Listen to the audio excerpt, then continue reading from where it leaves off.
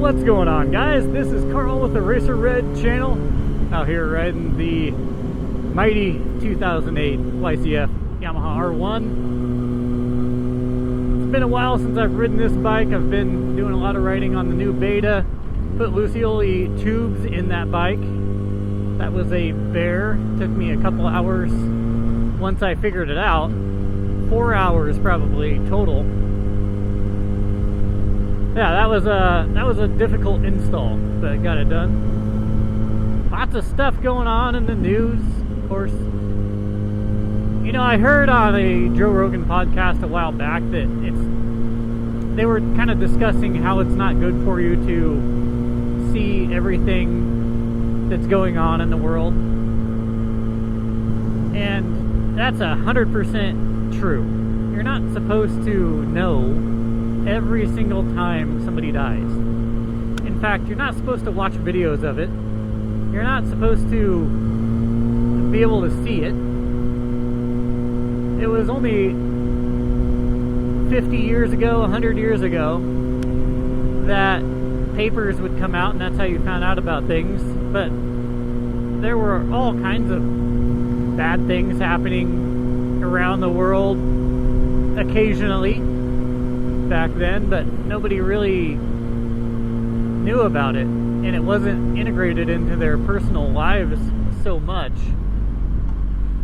And with the recent shooting of Charley Kirk, which is terrible, a lot of the information, I just kind of step back and say, okay, maybe it's truly what is happening is what you're seeing on mainstream media. Maybe it's not, but I do know that Israel and Charley Kirk had a beef there at the end. I kind of go out of my way not to even learn about some of this stuff too much because, like I said, I don't think it's good for you. I think that it has been shoved in front of your face non-stop since it happened, and that this goes for any incident, and it gets to the point where that's all you see, and so of course you're going to mourn what happened, because if you never saw it, it wouldn't hit you as hard. If you just read it in the paper, you wouldn't have mourned it as hard, but it's in front of you, and the actual event is in front of you non-stop, and that's not healthy. Not only is that not healthy, but I think that watching past things of any kind isn't really healthy. The way that we live our lives in the current world that is around us, you look around and once the moment passes, you can barely remember it, really. Your memory functions on a level that it's supposed to function. But when you recall past events on TVs and screens of any kind in perfect clarity, and this could include photos even, if you recall past events in perfect clarity through photos, you can be ruminating on past trauma, you can be being overly nostalgic, which is harmful because you want to look forward and you don't want to look backward almost at all. And so, yeah, I don't think that any of this stuff that we have nowadays is really a healthy way to do things. I mean, we have social media now to where you're just watching reels and videos non-stop, and man, we all know that these events take place, and I do think that world powers play on a chessboard with no emotion involved, and if they feel that it would be better for them as a whole if any one particular person were to disappear, they will make that happen. That's the way I feel. The United States government has been the biggest known liar that has ever existed throughout history. The United States government, you know, I was pretty trusting of it when I was like 20. But the more I understood about it, and the more I saw events happen, and like just clear facts that showed the opposite of what the government was saying. Like, take any event and apply logic to it, and that's pretty much how I do it. I don't listen to what the government's telling you happen. I don't listen to what they're saying happen. I look at the event and I'm like, I wonder, you know, it seems like this happened. Who knows? But usually the government's like, oh, yeah, the third tower on 9/11 fell by itself because it was in close proximity and it was structurally compromised. Yeah, even though these buildings are built to withstand earthquakes, there's a lot of truth behind biblical knowledge, and that is that the love of money is the root of all evil. Well, I think that a lot of decisions politically are made for money. A lot of decisions locally are made for money. In your marriage, in your relationships, like, is there a money grubber? Is there somebody who just loves and lives for, like, the thought of having more money? I think that's like the baseline to live off of, is like, let's not chase after this garbage. And people will hate you for that. Once you stop doing that, people will hate you for it. Well, as things get bigger and bigger on YouTube, more people film. Man, it was just a few years ago when people, just about 90% of writers were very upset, or they would kind of make fun of the fact that you would film a ride and post it on YouTube especially. That was only like 5 years ago, maybe. Nowadays, everybody has a camera and everybody's filming. It has saturated the market massively, so that there's no need for any particular channel at all. There's just, everybody's doing it. Also, it has become falsified massively to where all the titles are fake. There's always drama or trauma inside each video. There's always a hot topic, video used over and over, regurgitated because it has a hard-hitting title, or a cliff trail video. That's like just an example I'm using because it's one of the videos I've used in the past. Massive amounts of people out there making videos and just falsifying everything, hiring paid actors and actresses because money is what they're after. And so YouTube is now fake, and it's really disheartening. It's hard for me to watch any channels, really. There's just a couple left that I can watch. It just doesn't feel normal to me to watch any other channel. It's just gross. I watch these channels, it's just gross. They've stolen ideas, topics, locations that they've regurgitated because other people have used them. They've paid actors or actresses inside the video to make some kind of fight happen or confrontation happen. They have found artifacts or weird things out in the middle of nowhere that they placed there. They clearly place stuff, random spots, and find it. It's all this stuff. It's so fake now, and it's all because people want to make YouTube money. That's what it is. And you can't trust anything you see, and that's really where I'm going with the recent assassination on Charlie Kirk. Is you can't really trust anything you see.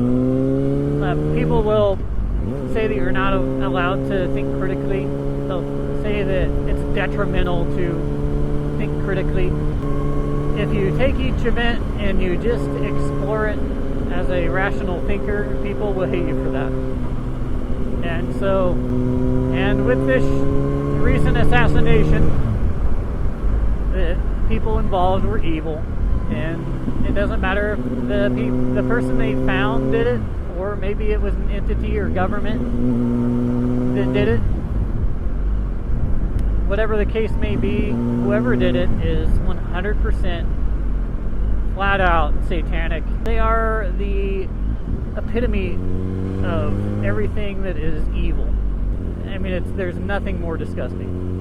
And it doesn't matter who did it. That's how it is. Whether you're playing with your little chessboard as a government saying, oh, we can't have this person speaking out, which Charlie Kirk was going against Israel there at the end. I don't know who did it. So it's interesting. I do know that all the stuff you watch, you can't really trust. I've already seen a few videos about it, and one of them, it's just people unqualified to be making decisions on this that are looking at videos.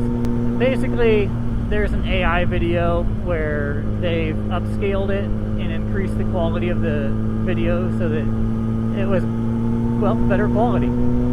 People are zooming in on that and saying that his microphone moves to his neck and becomes the exit wound. There's little things in the video that are morphed, like his ring went onto a different finger. Well, that's because AI made some mistakes when it made a small video into a bigger one, because somebody made the video bigger using AI. And now people are regurgitating this video, this AI video, and saying that I don't know what their point is, that it didn't happen, or it's a false flag, or something. I don't know that he was not really there. Who knows? But using things that they really don't understand to make a definitive choice, and you can't trust anything you see, unfortunately. And that includes all the Christian so-and-sos on YouTube who preach, and those guys are the new televangelists. They are getting your money. And, every single time they say something massive is going to happen, like the Chinese government and military is going to take over, it'll happen next week. Here we go, it's going to happen. Donate to us now. Never happens. And then the next week it's something different. And then the next week it's something different. And it never happens. And they just keep getting paid. And with YouTube, there's not a lot you can trust anymore. I would say 99% of what you see, not just on YouTube, but anywhere, 99% of what you see you can't really trust anymore, because people are motivated by money. I've had opinions on all kinds of stuff that I've brought up and made videos about. I just looked at documents and real things that had to do with different religions and stuff, and people got so mad because they weren't able. It's like they're able to think critically on certain things. They match up with me on certain things, but then on certain topics their critical thinking skills just vanish. It's like they've been brainwashed and there's just a mental block, and it's all emotional, and there's no more logic. There's no more logical center in their brain when it comes to that specific topic. And anytime they talk about it, Carl's just being so negative. Oh, really? I'm being negative because I literally just said what really happened?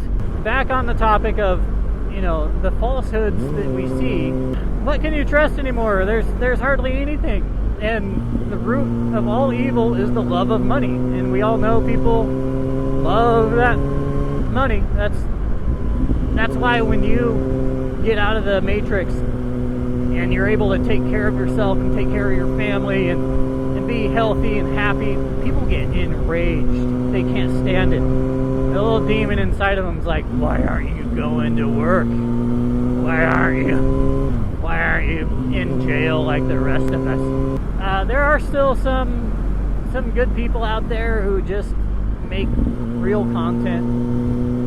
I'm always looking personally for the real content. There's only a few of them out there that aren't sensationalizing their content and who are making real stuff. Yeah, there's a few of them out there. Arizona Desert Dog is one of them. I go out and watch his stuff. He does like long form videos where you can really enjoy the ride. And guess what? Nothing happens out of the ordinary.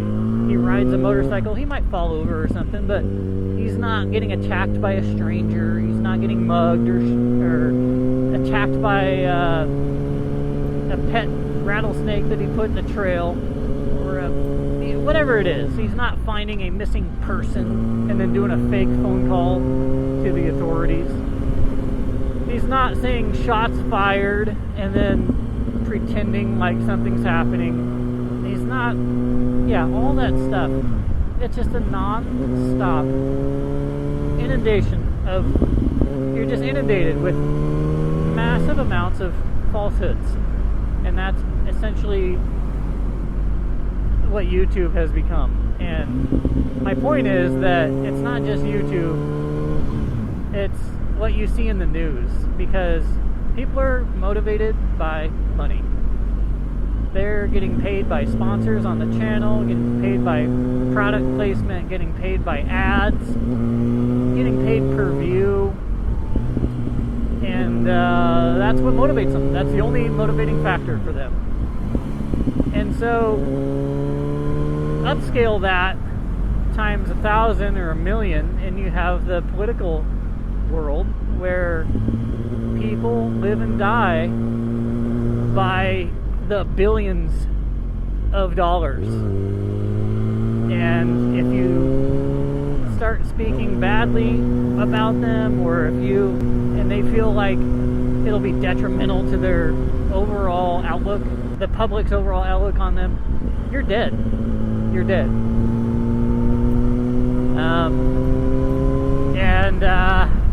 It's weird. So the problem, what I'm saying is, the problem that exists with YouTube, and it gets smaller and smaller depending on the channel, how small it is, but you can see it. Like, there's 100% money motivation with all these channels. They'll do anything for it. And they don't care if they're real or fake. They won't talk on any political topics. Of course they won't. They're motivated by money. That's all they care about. They'll tell me to talk about political topics, but they won't do it themselves because they're scared. They want money. They don't care about anything else. And that will carry them through their channel until their channel gets big. Now upscale that to the political world, and you have people like Charley Kirk who are speaking out. He started speaking out against Israel there at the very end, and Candace Owens is a really good resource on this if you guys want to learn the truth. But Candace Owens is a very intelligent lady, and man, she is very, very, very sharp. She practices critical thinking. She practices critical thinking very well. So I would highly recommend watching her videos. But yeah, I mean, upscale YouTube by 1,000,000, then you have the political world. And instead of money, it's money, power, and people start disappearing left and right. My videos aren't always happy-go-lucky and that kind of thing, but you can't gauge goodness by brightness. You gauge goodness by truthfulness. The goodness is in truth, and it's not always happy and bright. It's somebody who's willing to tell you the truth, no matter what, even when the truth is difficult. Alright guys, I really appreciate you stopping by. This has been a really enjoyable ride on the Mighty R1, despite the subject matter of today. But I really felt compelled to talk about all this stuff because I think it's important. It's important to a lot of people, and I think it's important for people to know, and probably something that a lot of people already do know. So I'll catch you guys on the next video. Peace.